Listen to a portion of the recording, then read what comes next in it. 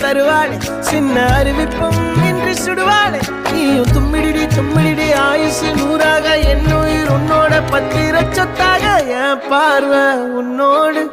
உன் பொம்மை கண்ணோடு பேசாமல் விண்ணோடு